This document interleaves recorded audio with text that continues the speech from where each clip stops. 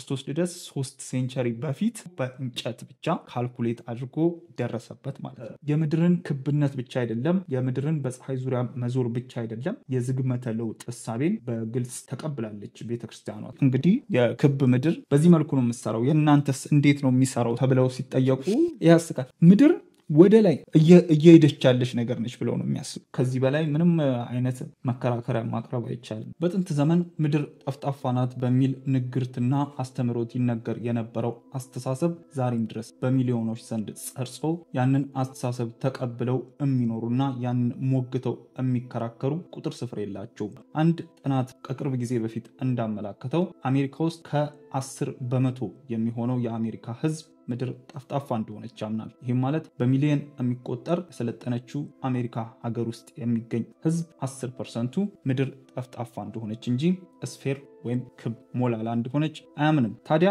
ለዚህም የተለያዩ መከራከሪያዎችን ያቀርባሉ። እውነት ምድር ጠፍጣፋ ነች ክብ ለሚለው ከታሪክ፣ ከሃይማኖት፣ ከሳይንስ፣ ከማስረጃና ከሎጂክ አንጻር አይተን ከዛ ደግሞ እነሱ ወይም ደግሞ ምድር ጠፋ ነች ብለው የሚከራከሩ አካላት የሚያቀርቡት ክርክር ምን እንደሆነ እንዲሁም እውነት ምድር ጠፍጣፋ ብትሆንስ ምን ይከሰት ነበር፣ የመጀመሪያ ጊዜስ ማነው ምድርን ክብ እንደሆነች ወይም ስፌር እንደሆነች ያረጋገጠው የሚልና ከሃይማኖት አንጻር ሃይማኖትና ሳይንስ እውነት በዚህ ጉዳይ ላይ ይጻረራሉ ወይስ አይጻረሩም የሚለውን ልናይ ነው። ሰብስክራይብ፣ ላይክ፣ ሼር በማድረግ ተቀላቀሉን። ከመጀመሪያው ከታሪክ አንጻር ከምናየው ማስረጃ ላይ ከታሪክ ላይ አንድ ሁለት ሀሳቦችን እናንሳና ብዙዎች ምድር ጠፍጣፋ ነች ብለው የሚያምኑ ወይም ፍላት እርዝ እንላቸዋለን ከዚህ በኋላ ፍላት እርዝን የሚከተሉ ሰዎች የሚሉት ናሳን አናምንም፣ ናሳ እየዋሽን ነው፣ ናሳ የተለያዩ ድብቅ አጀንዳዎች ከኋላ አሉት፣ ከኛ ሊደብቅ የሚፈልገው ነገር አለ እና እውነታውን ሊነግረን አይፈልግም የሚል ሐሳብን ያነሳሉ።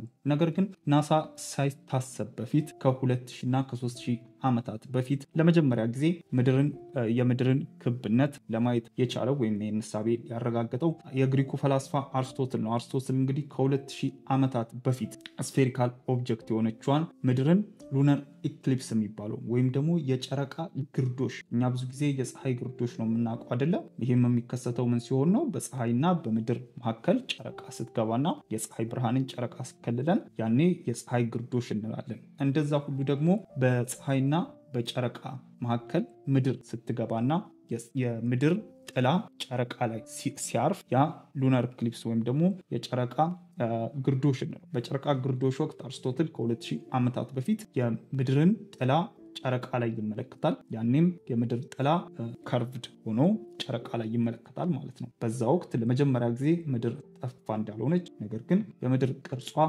ክብ ወይም ስፌር እንደሆነ ለመጀመሪያ ጊዜ ከ2000 ዓመታት በፊት ናሳ ሳይታሰብ ሳይታወቅ በፊት አርስቶትል ነው ይህንን እሳቤ ያወቀው። ከዛም በፊት የተለያዩ መላምቶች፣ እሳቤዎች፣ መነሻዎች ነበሩ። ግን በግልጽ ለመጀመሪያ ጊዜ ሉናር ኢክሊፕስ የምንለው የጨረቃ ግርዶሽ ወቅት የምድር ጥላ ጨረቃ ላይ አይቶ ነው የታወቀው ከ2000 ዓመታት በፊት ለመጀመሪያ ጊዜ ማለት ነው። አሁንም ድረስ ሉናር ኢክሊፕስ ላይ ያንን እናየዋለን። እሱም በኋላ ላይ እናነሳለን። ከዛ በኋላ ከክርስቶስ ልደት 3 ሴንቸሪ በፊት አንድ ኤሪቶስቴነስ የሚባል የኢጅፕት ግብፅ ውስጥ የነበረ አንድ ማቴማቲሽያን የሚገርም ግኝትን ያገኛል። እሱ ምንድነው?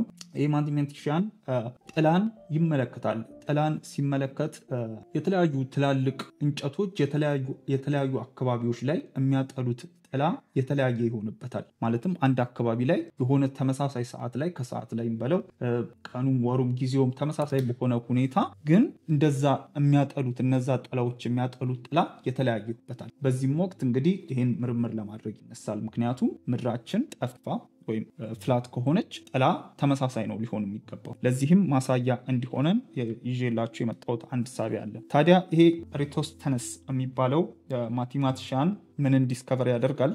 ሁለት ከተማ ላይ አሌክሳንድሪያ እና አሁን ላይ አስዋን የሚባሉ እጅግ የሚራራቁ ሁለት ከተማዎች ላይ ሁለት ትላልቅ እንጨቶችን በማቆም አንደኛው ከተማ ላይ ሌላን ሰው በመላክ ሁለት ትላልቅ እንጨቶችን በማቆም የጥላውን ውጤት ያጠናል ማለት ነው። በዚህም ወቅት እነዚህ ሁለቱ አሌክሳንድሪያ ላይ ያጠለው ጥላና የእንጨቱ ጥላና አስዋን ላይ ያጠለው ጥላ አዲስ ግኝትን እንዲያገኝ ያስቻለውን ውጤት ያሳየዋል ማለት ነው። ለዚህም ማሳያ እንዲሆን ይዤላችሁ የመጣሁት ነገር አለች። እነዚህ ሁለቱ ቱ ስፒክ ነው፣ ፀሐይ የለኝም፣ እንጨቱና መሬቱ አለኝ። እነዚህን በምሳሌነት የተለያዩ እጅግ ርቀት ያላቸው ሁለት ከተማዎች እንደሆኑ አስቧቸው፣ አሌክሳንድሪያና አስዋን ላይ። እነዚህ ሁለት እንጨቶች አሌክሳንድሪያና አስዋን ላይ ፀሐያችን ወይም ምድራችን ጠፋ ብትሆንና ከላይዋ ላይ ፀሐያችን ከሆነ ያለችው ምድራችን የዩኒቨርሳችን ሴንተር ከሆነች እነዚህ ጥላ ሊያጠሉ የሚገባው ተመሳሳይ ጥላ ነው። ምንም አይነት የተለያየ የጥላ ውጤት ሊኖረን አይገባም። ነገር ግን ፀሐያችን ከምድራችን የምትርቅ ከሆነና እንደ ፍላተርስ በፍላተርዝ መልኩ ውጤትን የማያመጣ ከሆነ የተለየ ነገር አለ ማለት ነው። ይሄ ውጤት ምን ይሆናል? አንደኛው ጥላ የሚያጠላበት ውጤት አጭር ጥላ ይሆናል። አንደኛው እንጨት የሚያጠላው ጥላ አጭር ይሆንና አንደኛው እንጨት የሚያጠላው ጥላ እጅግ ረጅም ይሆናል ማለት ነው። እዛኛው ከተማ ላይ ያመጣው የታየው ውጤት እንደዛ ይሆናል ማለት ነው፣ አስዋንና አሌክሳንድሪያ ላይ።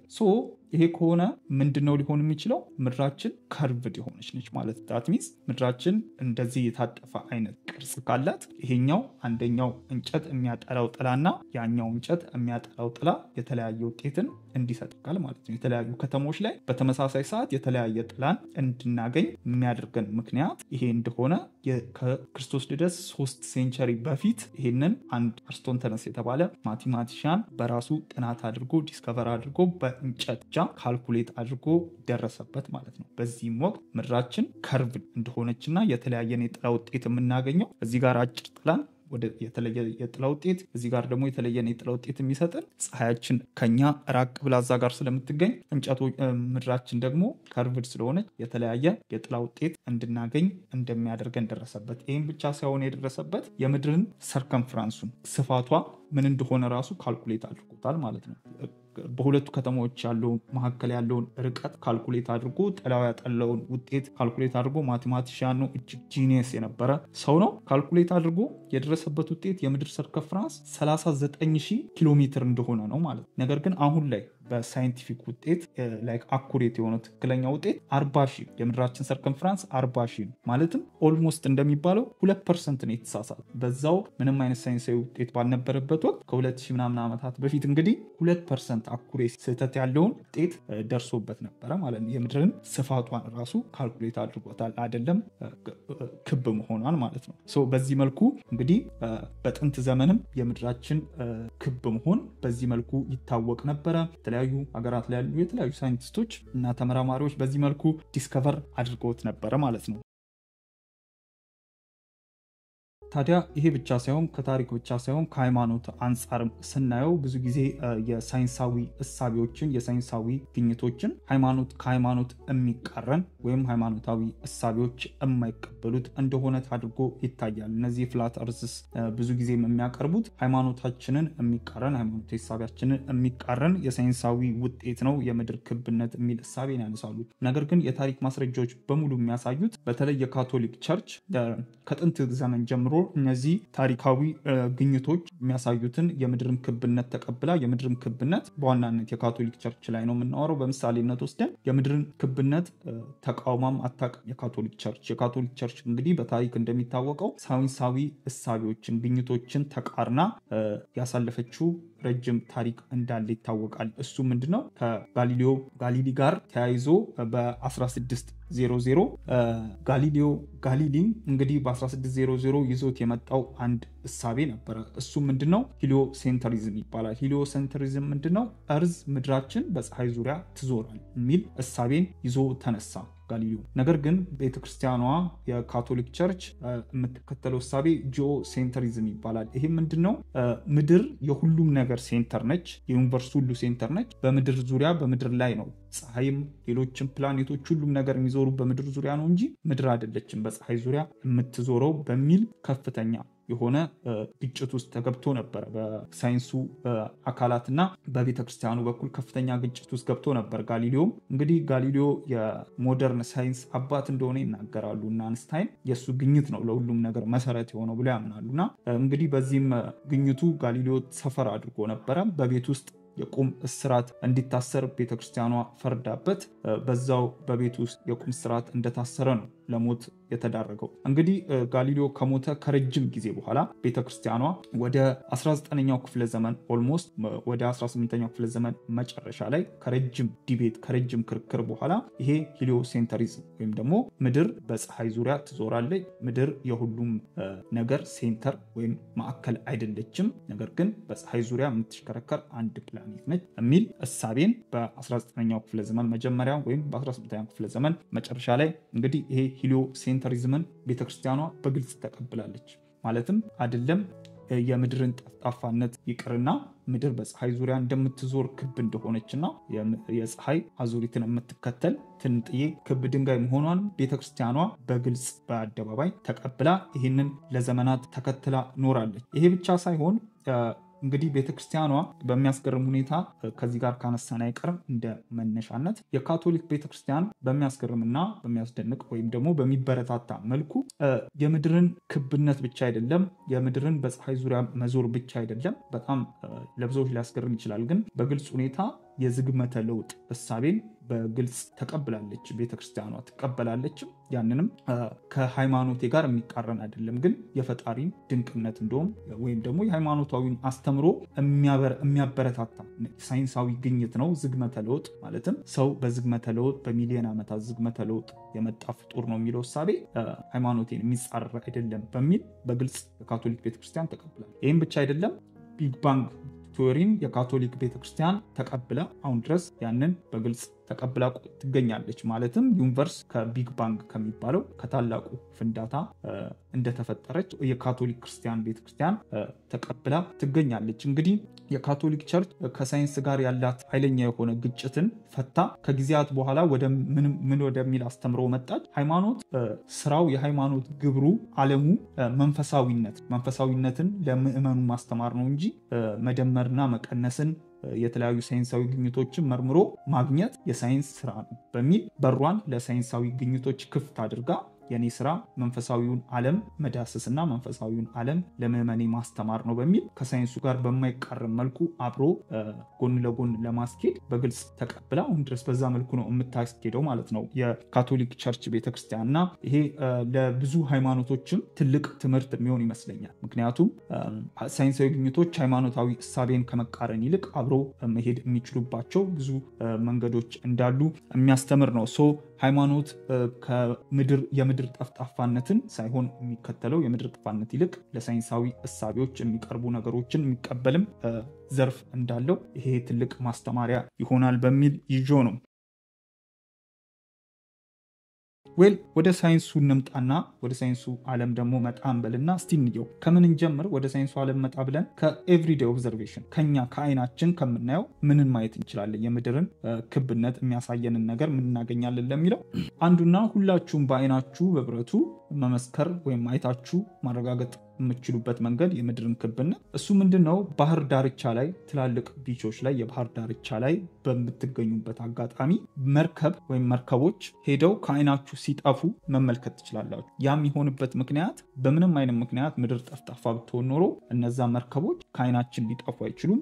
በማጉያ መነጽርም ይሁን በምንም አጉልተን ማየት እንችል ነበር። ነገር ግን መርከቦቹ የሚጠፉበት ምክንያት ምድራችን ከርቭድ እንደሆነ በደንብ ያሳየናል። ማለትም እኛ እዚህ ጫፍ ላይ ሆነን ከሆነ የምናየው እኛ አንዱ ጫፍ ላይ ሆነን ከሆነ የምናየው ይሄ መርከብ ከኛ አይን የሚጠፋበት ምክንያት ሄዶ ወደ ታች እየወረደ ስለሆነ እኛ የምናይበትን የአይን ገደብ ያልፍና ወደ ታች ይሰምጣል ማለት። ወደ ታች ሲሰምጥ ወይም የምድርን እጥፋት ውስጥ ሲገባ ነው ከአይናችን የሚጠፋው። ከአንደኛው ጎን ሆነ ወደ አንደኛው ጎን ማየት የምንችለው። ምድር ቀጥ ያለች ብትሆን ግን በፍጹም ከአይናችን ሊጠፋ አይችልም። ይሄ የአየር የንፋስ ኃይል ማመንጫዎችም ወንዝ ዳር ላይ ትላልቅ ባህር ዳርቻ ላይ የተገነቡ የንፋስ ኃይል ማመንጫዎችንም አይታችሁ ከሆነ ሄደው እያነሱ እየታጠፉ ይሄዳሉ። ይሄ በግልጽ ምድራችን ከርቭድ ስለሆነች የምድራችንን ከርቭቸር በግልጽ በአይናችሁ አይታችሁ ማረጋገጥ የምትችሉበት ኤቭሪዴይ ኦብዘርቬሽናችሁ ሊሆን ይችላል ማለት ነው። ይሄ ማረጋገጫ መሆን ይችላል። ሌላው ሉናር ኢክሊፕስ ነው። ቅድም እንግዲህ ብለናል አይደለ?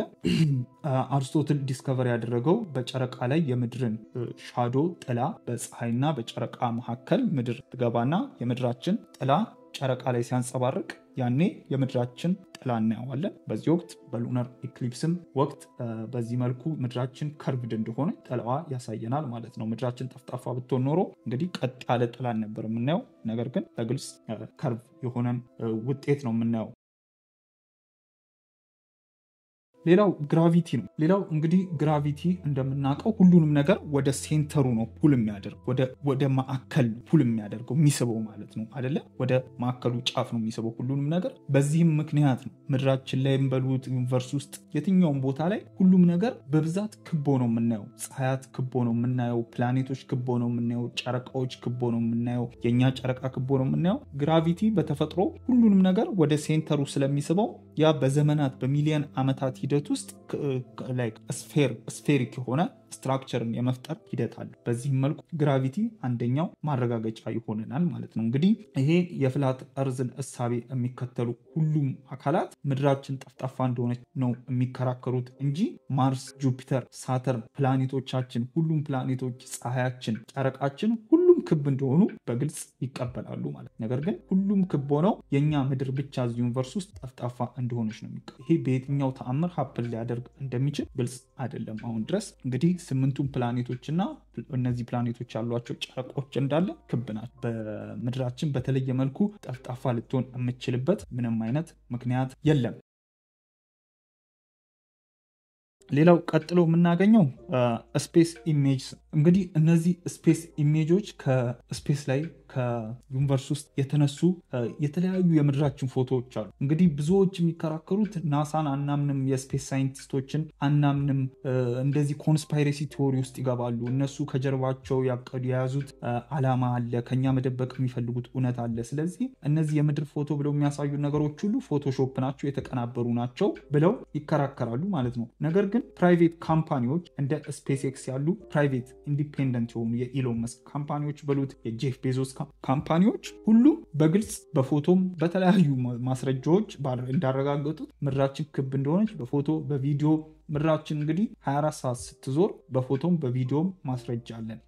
ስፔስ ላይ ያለን የላብራቶሪ ያለን አይደለ? ስፔስ ላይ ኢንተርናሽናል ስፔስ ስቴሽን የምንለው እዛ ኢንተርናሽናል ስፔስ ስቴሽን ላይ ሆነው ሳይንቲስቶች የተለያዩ ምርምሮችን የሚያደርጉበት ላብራቶሪ ስፔስ ላይ አለን። ይሄ ላብራቶሪ እንግዲህ ወደ 29000 ኪሎ ሜትር በሰዓት እየተጓዘ በምድራችን ዙሪያ እየዞረ የተለያዩ ምርምሮችን እያደረገ የተለያዩ ሪዛልቶችን የሚሰጠን የተለያዩ ሳይንቲስቶች ውስጡ የሚገኙበት ነውና ኤቭሪዴይ ላይቭ ሁላ ያስተላልፋሉ።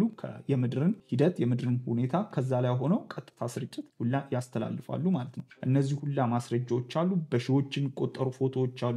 እኔም ብዙ ቪዲዮዎችን ሰርቼላችኋለሁ። ከ6 ቢሊዮን ኪሎ ሜትር ርቀት ላይ የተነሳ የምድራችንን ፎቶ ከፍታችሁ ማየት ትችላላችሁ። አውርተናል ስለሱም አይደለም። ከ6 ቢሊዮን ኪሎ ሜትር ርቀት ላይ በ1977 ይመስለኛል የተነሳ የምድራችን ፎቶ አለ። ሌሎች ፍጥረቶችን ፍለጋ የሄደችው ቮይጀር 1 የምትባለው ስፔስ ክራፍት ወደ ምድራችን ዞራ አንስታ የላከችልን ፎቶ አለ። ድንቅ ፎቶ በፀሐይ ጨረሩ ጥዬ ጠብታ ሆና ምድራችን ስትታይ፣ እንደዛ ሁሉ የተለያዩ የፎቶ ማስረጃዎች አሉ። ነገር ግን ይህንን አይቀበሉትም።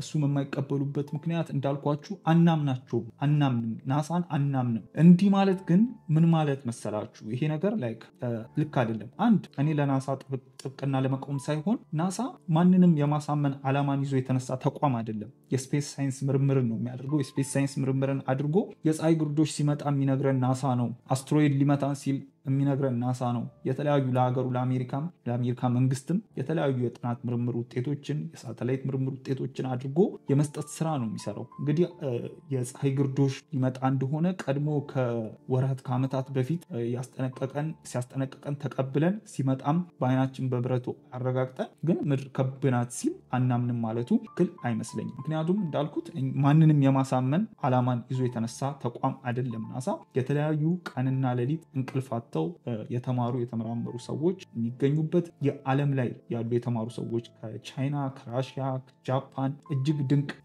ምሁራን የሚገኙበት ተቋም ነው እና እነዚህን አናምንም ማለት ይህ ሁላ የተማሩ ሰዎች እነዚህ ሁላ የሄዱት ሂደት ለዘመናት ያደረጉት ጥናት ምርምር ውጤት እኛን ለማሞኘት ነው ብሎ ማሰብ ነው። ይህ እንግዲህ ምኑም ግልጽ አይደለም። የማይያዝ የማይጨበጥ ነገር ነው። ማለትም ከጋሊሊዮ ጀምሮ ከነ አርስቶትል ጀምሮ እነ አልበርት አንስታይን እነ ሰር አይዛክ ኒውተን በሉት ናሳ ኤቭሪቲንግ ሁሉም እኛን ለማሞኘት ነው ይሄን ሁላ ዘመን ሁሉ የተያዘ የተሳሰረ ላይክ ኮንስፓይሬሲ ቲዎሪ ውስጥ ናቸው እኛን ለመሸወድ ብለው ነው ይሄን ሁላ ነገር ያደረጉት ብለው እንደማሰብ ነው። ምክንያቱም ናሳ ከነ አንስታይን ጥናትና ምርምር ላይ ተነስቶ ነው ምርምሮቹን የሚያደርገው ከነ ሰር አይዛክ ኒውተን ምርምር ላይ ተነስቶ ነው። የናሳን የጥናት ውጤቶች የምርምር ውጤቶች አልቀበልም ማለት በጭፍኑ ትክክል አይደለም። ይህንን ትክክል ሊያደርግ የሚችለው የራስን የምርምር ውጤት አቅርቦ የኔ የምርምር ውጤት ይሄ ነው የእናንተን ውድቅ የሚያደርገው ይሄ ነው የሚል ሌላ አካል ቢኖር ጥሩ ነበር። ግን እስካሁን ያለ የለም። እንደውም ከኛ ይልቅ እኛ ፍላተርዝ ከሚሉት ይልቅ እንደ ራሽያ አይነት የራሽያ ስፔስ ሳይንስ ተቋም አለ እንደ ናሳ ከአሜሪካ ጋር ሊቃረን የሚችል አንድ ተቋም እሱ ነው። ግን በዚህ ነገር ተቃርኖ ምክንያቱም ሁሉም በግልጽ የሚስማሙበት የጥናት ምርምር ውጤትን ነው የሚያቀርቡት ማለት ነው። የተማሩ ሰዎች ምንም የተለየ ዓላማ የላቸውም። ከማስረጃ አንጻር በዚህ መልኩ የሚወጡ ማስረጃዎች በሙሉ እኛን ለማሞኘት እንደሆነ ማየቱ ትክክል አይደለም። ምክንያቱም ስራዬ ብሎ ይህን ሁላ ዘመን ሁሉ እኛን ለማሞኘት የሚታትር ሰው የለም። ራስን ማሞኘት ነው የሚሆነው። በጣም ሰልፍ ሴንተርድ መሆን ነው የሚሆነው። በዚህ መልኩ ማየቱ ጥሩ ነው። ሌላው የመጨረሻ የምናነሳው ዲፍረንት እንትን ነው። ይሄ ኮንስታሌሽኖችን ነው። ይሄ ዲፍረንት ኮንስታሌሽን ምንድነው? አሁን ለምሳሌ ይሄ በራሳችሁ ማረጋገጥ የምትችሉት እንደውም እውነት እስቲ ትንሽ ኢንቨስት አድርጋችሁ የራሳችሁን ግኝት ለማግኘት እንዲመቻችሁ ትንሽ ስራ ልስጣችሁ። እሱ ምንድነው? ዲፈረንት ኮንስታሌሽን የተለያዩ የኮንስታሌሽኖች አሉ። የከዋክብት ቅርጾች የምናያቸው ሰማይ ላይ ከዋክብቶች አሉ። ይሄ በአስትሮሎጂ ምናምን የሚያምኑ ሰዎች በደንብ ይወዳሉ እንደዚህ አይነት ነገር። እነዚህ የአስትሮሎጂ የተለያዩ ቅርጾች ምድራችን ጠፍጣፋ ብትሆን ሁላችንም ተመሳሳይ የአስትሮሎጂ እነዚህ ኮንስታሌሽኖቹን ቅርጾቹን ሁላችንም ተመሳሳይ ነበር የምናየው። ነገር ግን የተለያዩ ሀገራት ላይ ያሉ አሁን ለምሳሌ አውስትራሊያ ላይ ያሉ ሰዎች የሚኖሩ ሰዎችና ዩኤስኤ ላይ ወይ ካናዳ ላይ የሚኖሩ ሰዎች ተመሳሳይ ኮንስታሌሽን አይደለም። ምክንያቱም ላይክ የተለያየ ዓለም ላይ የተለያየ ቦታ ላይ ስለሚገኙ እነሱ የሚያዩትና እኛ የምናየው የተለያየ የከዋክብት ቅርጽ ነው። ምን ማድረግ ትችላላችሁ? ሌላ ዓለም ላይ ከእናንተ በተቃራኒ የሆነ ቦታ ላይ የሚኖር ጓደኛ ወይም ዘመድ ካላችሁ የናይት ስካይ ምናምን የሚባሉ የስልክ አፖች አሉ። በእነዚህ አፖች እስቲ የእናንተ ሰማይ ላይ ያሉትን ኮንስታሌሽን ፎቶ አንስተህ ላክልኝ፣ ወይም ስልክህን ካሜራ ከፍተህ በዛ አፕ ኮንስታሌሽኑ እናንተ ጋር የሚታያቸው ኮንስታሌሽን ምን እንደሆነ ላክልኝ በሉት። ከዛ እናንተ ጋር ያለውን ደግሞ ኮንስታሌሽን ምን እንደሆነ ይዩትና የተለያየ ኮንስታሌሽን ከሆነ ያለው የተለያየ ዓለም ላይ ሆናችሁ ምድር ክብ ናት ማለት ነው። ነገር ግን ተመሳሳይ ካገኛችሁ ምድር ፋናት ማለት ነው። እኔም ላይ ክርክሬን ውድቅ አድርገዋለሁ ማለት ነው ካገኛችሁ። በዚህ በራሳችሁ ማረጋገጥ ትችላላችሁ። አንድ ጓደኛችሁን ይህን ስራ ስጡትና ለራሳችሁ የራሳችሁ የግኝት ውጤት ሲሆን ለሌሎች እሳቢዎችም ኢንትረስትድ እንድትሆኑ ያነሳሳችኋል እና እቺን ኢንቨስት አድርጓት ራሳችሁ ላይ እቺን እሳቢ። እንግዲህ ከማስረጃ አንጻር ከተለያዩ እሳቢዎች አንጻር ምድር ክብ መሆኗን ለማሳየት እነዚህን ዋና ዋና ነጥቦችን ከነካካን ፍላት እርዝ ወይም ምድር ጠፍጣፋ ናት ብለው የሚያስቡት አካላት እነዚህ ሰዎች በጣም በነገራችን ላይ የተደራጀ ተቋም ምናምን አላቸው። ፍላት እርዝ ኮሚኒቲ ምናምን የሚባል አሜሪካ ውስጥ የራሳቸው እንትን አላቸው እና ምን ብለው ነው የሚከራከሩት? ከሚያነሷቸው የክርክር እሳቢዎች ውስጥ አንዱ the horizon looks flat ነው የሚሉት። እሱ ምንድነው? ስናይ ላይክ የምድር ይሄ እርዟ ሁሉም ነገር ቀጥ ብሎ ጠፍጣፋ ሆኖ ነው የሚታየን። እንዴት ክብ ልትሆን ትችላለች የሚል ክርክር ነው የሚያነሱት ማለት ነው። ይህ እንግዲህ የምድርን ሆራይዘን ለመረዳት ያክል በዲያሜትር ምድራችን 12000 ኪሎ ሜትር ስፋት አለ። 12000 ኪሎ ሜትር ማለት በጣም ረጅም ነው። እንደሚለው ማስረጃዎቹ እንደሚያረጋግጡት 8 ሴንቲሜትር በኪሎ ሜትር ፐር ኪሎ ሜትር ስኩዌር በኪሎ ሜትር ስኩዌር 8 ሴንቲሜትር ነው የምትጣጠፍ። ማለትም በየኪሎ ሜትር ስኩዌሩ 8 ሴንቲሜትር ጥንጥዬ ጥፋት ነው ያላት ማለት ነው። ይህንን ለማየት እንግዲህ በጣም ወደ ውጭ መውጣት አለባችሁ። በተለይ በፕሌን ሄዳችሁ የምታውቁ ከሆነ ከአንድ ሀገር ወደ አንድ ሀገር ይህም በግልጽ ማየት ትችላላችሁ። ወደ ላይ ወደ ከፍታ በወጣችሁ ቁጥር ይሄ እጥፋቷ በኪሎ ሜትር ፐር ስኩዌር 8 ሴንቲሜትር የሆነው እየሰፋ ሲመጣ በግልጽ የምድርን እጥፋት ማየት ትችላላችሁ ማለት ነው። ምድራችንን ጠፍጣፋ ሆና ስለታየችን ጠፍጣፋ ነው ማለት አይደለም። እጅግ ትልቅ ኳስ ላይ ጥንጥዬ ነው የሆነች ቁንጫ ምናምን ነገር ብታስቀምጡ ያቺ ቁንጫ ክብ መሆኑን አታውቅም። ዘና ብላ ነው እዛ ኳስ ላይ የምትሄደው ትንሽዬ ስለሆነች። እንደዛ ሁሉ እኛም አይታየንም ማለት ነው። እኛ ስላላየ ነው ጠፍጣፋ ነው ማለት አይደለም። በግልጽ ከአንድ ሀገር በቴሌስኮፕ ምንድነው የሚባለው ማየት እንችል ነበረ ማለት ነው። ከርቭ ባትሆን ሁላችንም እርስ በርስ መታየት እንችል ነበር ከሩቀት ላይ። ግን ያ የማይሆንበት ምክንያት ከርቭድ ስለሆነች። ሌላው የሚያነሱ ክርክር ምንድነው የምድርን አዙሪት እንዴት አይሰማንም የሚል ክርክርን ያነሳሉ። ይሄ ቆንጆ ክርክር ቢሆንም ግን በዚህ በቀላሉ ውድቅ ሊሆን የሚችል ክርክር ነው። እሱ ምንድነው የምድርን አዙሪት አይሰማንም ማለት ምድር እንግዲህ ሁለት አይነት የአዙሪት ሂደትን ነው የምትከተለው አይደለ? ምድር በራሷ ዛቢያ ትሽከረከራለች፣ በፀሐይ ዙሪያ ደግሞ ትዞራል። ማለትም እንዴት ተረዱት መሰላችሁ? ምድራችን አሁን ለምሳሌ የባስኬትቦል ኳስ ይዛችሁ ይህን የባስኬትቦል ኳስ እንዲያሽከርክራችሁ ጣታችሁ ላይ ብታደርጉትና ያ የባስኬትቦል ኳስ ጣታችሁ ላይ ሲሽከረከር ያ ስፒኒንግ ይባላል። መሽከርከር፣ በራሱ ዛቢያ ላይ መዞር። እንደዛ እየተሽከረከረ ግን በወገባችሁ ዙሪያ እየተቀባበላችሁ ብታዞሩት ያ መዞር ይባላል። ሮቴቲንግ አይደለ? ስፒንና ሮቴት ታደርጋል። እናንተን ራሳችሁን እንደ ፀሐይ እዩትና የባስኬትቦልን ኳስ ደግሞ እንደ ምድር ብታዩት ምድር እጃችሁ ላይ እንደምትሽከረከረው ሁሉ በራሷ ዛቢያ ትሽከረከራለች። እንደዛ ሁሉ ደግሞ በፀሐይ ዙሪያ ትዞራል። በራሷ ዛቢያ እየተሽከረከረች በፀሐይ ዙሪያ ነው የምትዞረው። በራሷ ዛቢያ እንግዲህ እየተሽከረከረች የምትዞረው 16000 ኪሎ ሜትር በሰዓት ነው። በሰዓት 16000 ኪሎ ሜትር ማለት በጣም ረጅም ፈጣን አዙሪት ነው የምታደርገው። ግን እጅግ ትልቅ ስለሆነች ይህ አዙሪት እንደዚህ እንደ መኪና ቢሄድ እንደሚያስታውቀው ሁሉ አንድ ያስታውቅም። ነገር ግን እኛን የማያስታውቀን ለምንድን ነው? አንደኛ እኛ ኮንስታንት ስፒድን ፊልም ማድረግ አንችልም። ምን ነው ፊልም ማድረግ የምንችለው? አክስለሬሽን። ይሄ ምንድን ነው የሚባለው? አንድ ነገር ተመንጭቆ ሲነሳ፣ አሁን ለምሳሌ ፕሌን ሲነሳ መጀመሪያ ፊል እናደርጓለን አይደለ? ወደ ላይ ሲነሳ ይሰማናል ምናምን ነገር እንደነግጣለና። ግን ያ ፕሌን አንዴ በአየር ላይ መሄድ ከጀመረ በኋላ አይታወቀንም። የቆመ ነው የሚመስለን። ምክንያቱም ኮንስታንት ስፒድ ላይ ነው፣ የማይንቀሳቀስ፣ የማይጨምር፣ የማይቀንስ ቀጥ ያለ ስፒድ ላይ ፍጥነት ላይ ስለሆነ አይታወቀንም። ከዛ ግን ሊያርፍ ሲል ደግሞ ያ ስፒዱ ሲቀንስ ያኔ ሊያርፍ እንደሆነ ይታወቀናል። ምክንያቱም ስፒዱ ኮንስታንት የሆነው ቋሚ የሆነው ፍጥነቱ ስለተቀየረ። ግን ፍጥነት ቋሚ ሲሆን ቋሚ የሆነ ሂደትን የሚከተል ከሆነ ፊል አናደርገውም፣ አይታወቀንም። ምክንያቱም እኛም ከሱ ጋር አብረን እየሄድን ስለሆነ ማለት ነው። ከውጭ ሆኖ ለሚያየው ማየት ይችላል። ውስጥ ውስጥ ከሆናችሁ አብራችሁ እየሄዳችሁ እስከሆነ ድረስ ግን ያን ኮንስታንት ስፒድ ፊል ማድረጋችሁ ነው። ፊል ማድረግ የምትችሉት አክስለሬሽን ነው። ተመንጭቆ የሚነዳን ነገር ነው እንጂ ቀጥ ብሎ እየሄደ ያለን ነገር ፊል ማድረግ አይቻልም። አሁን ለምሳሌ የምድር መንቀጥቀጥን ፊልም የምናደርገው ለምንድን? ያ ኮንስታንት የሆነ ቫይብሬሽን አይደለም አይደለ?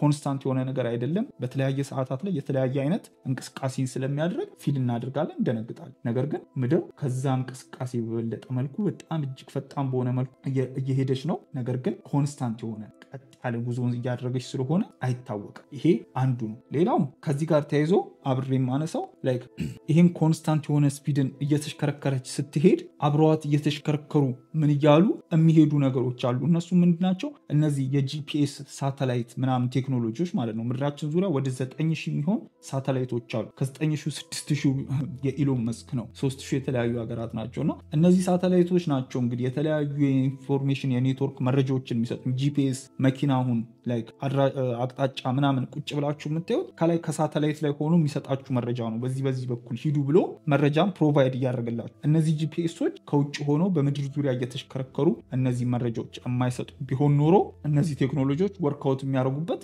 ምንም መንገድ አይኖርም ነበር። እነዚህ ጂፒኤሶች ውጤታማ የሆነ ሪዛልት በዚህ መልኩ እየሰጡን ነው፣ እያገለገሉን፣ እየተጠቀምንባቸው። ግን ምድር ክብ አይደለችም፣ ይሄ ሊሰራ አይችልም ብለን አለመቀበል እጅግ አስቸጋሪ ነው የሚሆነው። በዚህ መልኩ ማየት ያስፈልጋል። ሌላው እንዳልኩት የቅድም ያነሳው ነው የሚያነሱ ክርክር የፎቶ መረጃዎች የምናያቸው ማስረጃዎች ሁሉ ፌክ ናቸው፣ ዲፕ ፌክ ይሰራል፣ የውሸት ማስረጃዎች ይሰራሉ የሚል ክርክርን ያነሳሉ። እንግዲህ ስፔስ ላይ የሚነሱ ፎቶዎች ብቻ ሳይሆን አሁን ላይ እንደውም በቅርቡ 5 ሴቶች ጉዞን አድርገው ነበር አይደለ? በጄፍ ቤዞስ ካምፓኒ በኩል ስፔስ ትራቭል ተጀምሯል አይደለ? ኃይለኛ ቢዝነስ ሆነዋል። ካምፓኒዎች እንግዲህ እየተፎካከሩ ነው ይሄንን የስፔስ ጉዞም ማለት ነው። እነዚህ ሁላ መረጃዎች እነዚህ ሁላ ካምፓኒዎች ቢዝነስ ሜክ እያደረጉ ያሉ ካምፓኒዎች እንደነ ኢሎን መስክ ያሉ እንግዲህ ስፔስ ኤክስ ወደ ማርስ ለመሄድ ሮኬት እያመጠቁ ይህ ሁላ ነገር ውሸት ነው ማለት ነው፣ ፌክ ነው። ናሳና እናምንም ብንል እንኳን እንደነ ስፔስ ኤክስ ያሉ ካምፓኒዎች አሉ። ኢሎን መስክ እንግዲህ ከማንም ጋር የማይስማማ የራሱን ዓለም የሚኖር ሰው ነው። ግን እውነታን አለመቀበል አይቻልም። ይሄ ነው እውነታው። ይሄ ስለሆነ በዚህ መልኩ እሱ ወደ ማርስ የሚሄደው ሂደት ላይ የምድርን ክብነት ተቀብሎ በዛ መልኩ ነው የሚሰራው። እሱም የሚያረጋግጥልን የስፔስ ኤክስ ውጤቶችም የሚያረጋግጡ ፎቶዎችም ክብ እንደሆኑ ነው። እነዚህ ዲፕ ፌክ ናቸው የሚባሉ ነገሮች በሙሉ ስህተት ነው። ፌክ የሚሰሩ አካላት ሊኖሩ ይችላሉ፣ ምን ሊሉ ይችላሉ። ግን እውነተኛ የሆነውን ትክክለኛ ማስረጃ ከትክክለኛ ዌብሳይቱ ላይ አይቶ ማረጋገጥ ይቻላል ማለት ነው። ሌላው ውሃ እንዴት ከምድራችን ላይ ላይክ ተነስቶ አይሄድም? ላይክ አሁን እንዳልኩት ምድራችን በዚህ ፍጥነት የምትሽከረከር ከሆነ በዚህ ፍጥነት እየተጓዘች ከሆነ እንዴት ውሃ ስቴብል ሆኖ ጸጥ ብሎ ቁጭ ይላል የሚል ክርክር ያነሳሉ። ጥሩ ክርክር ነው። ግን ይሄም ምንድነው ምድራችን እጅግ ኃይለኛ የሆነ ግራቪቲ ስላለ ስበት ስላለ ምንም ነገር ከላይዋ ላይ ተነስቶ ወደ ላይ መሄድ አይችልም። ምንም ነገር ወደ ላይ ብለቀው ተመልሶ ይመጣል። ግራቪቲ እንግዲህ የምንሸሸው ወዴትም የምናመልጠው ነገር ስላልሆነ አይደለም ውሃ ገለባ ራሱ ወደ ላይ ብንለቀው ተመልሶ ወደ ምድር የሚወርድበት ምክንያት ግራቪቲ ነው። ሶ ምድራችን በየትኛውም ፍጥነት ተሽከርከር ኮንስታንት ስፒድ ላይ እስከሆነች ድረስ እና የምድራችን ግራቪቲ 9.8 ሜትር ፐር ሰከንድ መሰለኝ አይደለ የግራቪቲ ስፒድ፣ ያ ስፒድ እስካለ ድረስ ውሃም ይሁን ማንኛውም ነገር ምድር ላይ ስቴብል ሆኖ እንዲቀመጥ ያስገድደዋል። ስበት ማለት ነው። እንደውም የምድራችን ስበት እና የምድራችን መሽከርከር ነው እነዚህ ወንዞች እንዲፈሱ ምን እንዲሉ ሁሉም ነገር አሁን በምናየው ስትራክቸር መልኩ እንዲሄድ የሚያደርገው ግራቪቲ የምድራችን መሽከርከር ነው እንጂ ምድር እንደሚባለው ጠፍጣፋ ብትሆን አንድ ወንዝ ወደ ሌላ ወንዝ የሚፈስበት ምንም አይነት ሂደት አይኖርም ነበር። እነዚህን ሂደቶች ሁሉ እንዲከተል የሚያደርገው አሁን ለምሳሌ ከዚህ ጋር ተይዞ ለማንሳት ያክል ጨረቃችን በእኛ ዙሪያ ስትሽከረከር የምትፈጥረው ስበት ማዕበልን ይፈጥራል። ነገር የምትፈጥረው ስበት ውሃን ከአንድ ቦታ ወደ አንድ ቦታ እያናጋ ማዕበልን የመፍጠር ተጽዕኖ ያደርጋል ማለት ነው። ይህ ሁላ እንግዲህ አዙሪት የሁላ የተፈጥሮ ሂደት እኛም አሁን የምናየውን ሪዛልት የሚሰጠን ከተፈጥሮ ውጤት ነው እንጂ ከየትም የመጣ አይደለም። እያጠናቀቅን ነው። ግን መጨረሻ ላይ እነሱ ማለትም ይሄ ፍላት እርዝስ የሚሉት አካላት የነሱ የምድር የፍላት እርዝ እንዴት ነው የምትሰራው? እንዴት ነው አሁን እንግዲህ እኛ ለሁሉም ነገር ፍላት እርዝ በነገራችን ላይ ሱዶ ሳይንስ ነው ምናምን የሚል እንትን አለው ቃል አለው እንደ ንግርት ነው እንጂ ትክክለኛ ሳይንሳዊ የምርምር ውጤት ያረጋገጠው ነገር አይደለም። እና የነሱስ ዓለም እንዴት ነው የሚሰራው ተብለው ሲጠየቁ እንግዲህ የክብ ምድር የስፌሯ ዓለም የኛ የምንላት ዓለም በዚህ መልኩ ነው የምትሰራው። የእናንተስ እንዴት ነው የሚሰራው ሲባል ለምሳሌ እኛ ምንድነው የምንለው ወይም ትክክለኛው እውነታ ምንድነው የተረጋገጠው ቀንና ምሽት የሚባለውን ነገር የምናገኝበት ምክንያት ምድራችን ክብ ስለሆነች ነው። ምክንያቱም ምድራችን እንዳልኩ ቅድም በራሷ ዛቢያ ትሽከረከራለች። በቀን አንድ ዙርን ትሽከረከራለች በራሷ ዛቢያ። ይህም ማለት አንድ ቀን ይፈጥርልናል። በፀሐይ ዙሪያ ደግሞ አንድ ዓመትን ትሽከረከራለች። አንድ ዓመት ሙሉ ተጉዛ የምትመጣው አንድ ዙር አንድ ዓመትን ይፈጥራል። ማለትም አሁን ለምሳሌ ይሄ ፀሐይ ነው ብንል፣ ይሄ ፀሐይ ነው ብንል፣ ይሄ ምድር ነው ብንል፣ እዚህ ጋር ኢትዮጵያ ብትሆን እዚህ ጋር ደግሞ አሜሪካ ብትኖር ወይም ዩናይትድ ስቴትስ፣ እዚህ ጋር ኢትዮጵያ ጋር ቀን ሆኖ አሜሪካ ላይ የሚመሸው ምድራችን አዙሪቷ በዚህ በኩል ወደ ፀሐይ የዞረው አሁን ላይ ያለችበት ሁኔታ ኢትዮጵያ ወደ ፀሐይ ስላለች ነው። ከዛ በኋላ በዚያ ዙረት ደግሞ እየዞራ ዩናይትድ ስቴትስ ወይም አሜሪካ ቀን ሲሆንላት ሲበራላት ኢትዮጵያ የሚጨልመው ይህን አዙሪት ስለምትከተል ነው አይደለ? የእናንተስ እንዴት ነው ተብሎ ሲጠየቅ የኛ ቀንና ምሽት በዚህ መልኩ ነው የሚሰራው ተብሎ ሲነገርና የነሱ ሲጠየቅ እነሱ ምንድነው የሚሉት? ምድር እንዲህ ጠፍጣፋ ብትሆን ፀሐይ ከላይ ያለች ትንሽዬ ነገር፣ ምድር እጅግ ትልቅ ነች፣ ፀሐይ ግን ትንሽ ነች። እንግዲህ ምድራችን እጅግ ጥንጥዬ ብይ ነው የምታክለው፣ ፀሐያችን እጅግ ትልቅ ነች ነው እውነታው። እነሱ ግን የሚሉት ፀሐይ ትንሽ ነች እና እንዲህ የተለያዩ አካባቢዎች ላይ እያበራች አንዱ ጋር እየጨለመ ይሄዳል ነው የሚሉት ማለት ነው። ይህ እንግዲህ እጅግ ሊሆን የሚችል ነገር አይደለም። ምክንያቱም ፀሐያችንን እያየናት ራሱ ትልቀቷን እያየ ነው። ነገር ግን እነሱ የሚሉት ምድር ትልቅ ነች፣ ፀሐይ እንዲህ እንደ አምፖል የተለያዩ ቦታ ላይ እንደሚያበራ በዚህ መልኩ ነው የምታበራው ነው የሚሉት። ሌላው ደግሞ ሲጠየቁ የሚሉት ምንድነው? ግራቪቲ እንዴት ነው የሚሰራው? ስበት እንግዲህ እኛ ቅድም ብለናል፣ ስበት እንዴት እንደሚሰራ አስረድተናል አይደለ? እነሱ ግራቪቲ እንዴት ነው የሚሰራው፣ አንድ ነገር እንዴት ነው ተነስቶ የማይጠፋው ከምድር ላይ ተብለው ሲጠየቁ ምንድነው የሚሉት? ምድር ያስቃል። ማያው የትችት ባይሆንም በጸባይ ነው ምንተቸው። ያስቃል። ምድር ወደ ላይ እየሄደች ያለች ነገር ነች ብለው ነው የሚያስቡ። ማለትም አሁን ለምሳሌ አንድ ነገር ወደ ላይ ሊነሳ ቢል ልብረር ቢል ይሄ ነገር አብሮት ወደ ላይ የሚሄድ ከሆነ መብረር አይችልም አይደል? ይዞት ወደ ላይ ይሄዳል። እኛ ከምድር መነሳት መሄድ የማንችልበት ምክንያት ምድር ወደ ላይ በፍጥነት እየሄደች ስለሆነ ነው። ይሄ ወደ ላይ ወዴት እንደሆነ እንግዲህ አናውቅም። ሁሉም ነገር ይዛ ወደ ላይ 9.8 ሜትር ፐር ሰከንድ ወደ ላይ እየተጓዘች ነው።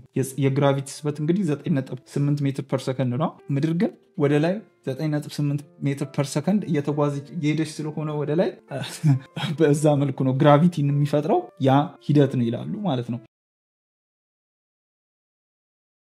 እሺ የምድር መጨረሻ ጥጉ የት ነው ያለው? እንግዲህ የሁላ ቴክኖሎጂ ያለን ሰዎች የሁላ የተራቀ ደረጃ ላይ ደረስን ሰዎች እንዴት ነው የምድርን መጨረሻ እማንደርስበት በፕሌን ሄደን እማንደርስበት እማንጨርሰው የምድርን መጨረሻ እስከዛሬ ፎቶ ያላነሳንበት ምክንያት ምንድን ነው ተብለው ሲጠየቁ የምድር መጨረሻ ላይ ያለው የበረዶ ግግር ነው ይላል። አንታርክቲካ የምድራችን እታች ሳውስ ፖል ላይ ያለ ሳይሆን በምድራችን ዙሪያ ትልቅ የበረዶ ግንብን ገንብቶ የሚገኝ ነገር ነው። ያንን ነው አንታርክቲካ የምንለው። አንታርክቲካ አሁን ላይ የሚነገረን አንታርክቲካ ውሸት ነው፣ ስተት ነው። ግን ትልቅ የበረዶ ግግር አለ፣ ምድርን አጥሯት ይገኛል። ለምንድን ነው ሄደን ማየት ማንችለው? እስከዛሬ ለምን ማንም ሄዶ አላየውም አላገኘውም ሲባሉ የሚሉት ምንድን ነው? የናሳ እና የተለያዩ የናሳ የአሜሪካ ወታደሮች ወደዛ እንዳይደረስ ይጠብቃሉ፣ ይከላከላሉ። ማንም ወደዛ እንዳይደርስ ነው የሚሉት። እዚህ ጋር እንግዲህ ይደክማል። እዚህ ጋር ሲደርስ የልጅ ጨዋታ እየሆነ ይመጣል ማለት ነው። ምንም ሳይንቲፊካሊ ፕሩቭ የተደረገ ነገር የለው። እና ደግሞ ምንድነው ሌላ የሚሉት ምድር በዶም እንደ ክብ እንትን ታጥራለች ብለው ያስባሉ ማለት ነው። ማንም ነገር ከምድር መውጣት አይችልም። ሮኬት ወጣን ምናምን የሚሉት ውሸት ነው። የትኛውም ሮኬት ይሄ የሆነ ምን የሚሉት ነገር አለ፣ ያንን ጥሶ መውጣት አይችልም፣ የታጠረ ነገር አለ ነው። እንግዲህ እጅግ ስተት ነው። ምክንያቱም ኢንተርኔት አሁን እናንተ የምናወራበትን የሳተላይት ኮሚኒኬሽን የሚሰጠን ኢንተርኔት ራሱ በሮኬት በምን ወደ ላይ ወጥቶ ነው ይህንን አገልግሎት እየሰጠን ያለው ማለት ነው። ይህንንና እጅግ ሌሎችም አወዛጋቢ ነገሮችን ያነሳሉ። እንግዲህ ከተለያዩ ነገሮች አንጻር እንዲህ ካየነው ከሎጂክ አንጻር ስናየው ውድቅ የሆነ እሳቤ እንደሆነ ግልጽ። ማለትም ከዚህ በላይ ምንም አይነት መከራከሪያ ማቅረብ አይቻልም። አረ ብራዘር እመነኝ ማለት ነው የሚቀር ማለት ነው። እመነኝ ክብ ነች ምናምን ማለት ነው የሚቀር። ይህን ሁላ ነገር አስረድተህ የሚቀበል የማይቀበል ወይም ደግሞ የማይረዳ ሰው ካለ ማለት ነው። የማንንም ሀሳብ የማስቀየር አላማ ባይኖረንም ግን የማንንም አቋምም የመተቸት የመንቀፍ መብት ባይኖረን ሁሉም ሰው የራሱ ነው እሳቤ መከተል መብት ቢኖረውም ግን ሚስሊድ የሚያደርጉ ኢንፎርሜሽኖችን እንደዚህ ዲባንክ ማድረግ እንደዚህ ማስረዳቱ ማስተማሩ ጥሩ ነው። ብዙ የተወዛገቡ ማወቅ የሚፈልጉ ሰዎችም ስላሉ ነው እንጂ የመከራከር የመቃወም አላማም ፍላጎትም የለውም ቻናላችን። እንግዲህ ይህን ይመስላል የፍላት እርዝ ቲዮሪ። እጅግ በጣም የተጠየቀ እንዳቀርብላችሁ በብዙዎች የተጠየቀ ሀሳብ ነው፣ ፕሮግራም ነው። በዚህ መልኩ አርዝሜው ከሆናም ሶሪ በተቻለኛ አቅም ለማሳጠር ሞክሬ አቅርቤዋለሁ። ለሁሉም ቢደርስ ደስ ይለኛል። በተለይ ያልተማረው ማህበረሰብ እንደዚህ በተለያዩ በትናንሽ የቲክቶክ አጫጭር ቪዲዮዎች ሊሸወዱ የሚችሉ ያልተማሩ ማህበረሰባት ጋር ደርሶ ሁላችንም ጀነራል የሆነ አንደርስታንዲንግ ኤዥያ ላይ ያሉ ህጻናት የሚማሩት እውነታን ምንን ሁላችንም ተመሳሳይ የሆነ ናቹራል ሪያሊቲ ላይ ተመሳሳይ አንደርስታንዲንግ ኖሮ ወደ ቀጣዩ ምዕራፍ እውነታ ደግሞ ብንሻገር ብዬ አስባለሁ። ምኞቴ ነውና በተቻለ አቅም ለተለያዩ አካላት ለማድረስ ሞክሩ። እንዲሁ ሼር በማድረግ እውነትንም ማባዛት ጥሩ ነው። አንዳንዴ ውሸት በፍጥነት ይዳረሳል ይባላል። እውነትንም እናዳርስ፣ እንማማር፣ እናስተምር። እጅግ በጣም አመሰግናለሁ። እንደምትወዱት ተስፋ አደርጋለሁ። እንደተማራችሁበት ብዙ። ደህና ሁኑ። ሰብስክራይብ፣ ላይክ፣ ሼር ማድረግ አትርሱ። ቻው ፒስ አውት።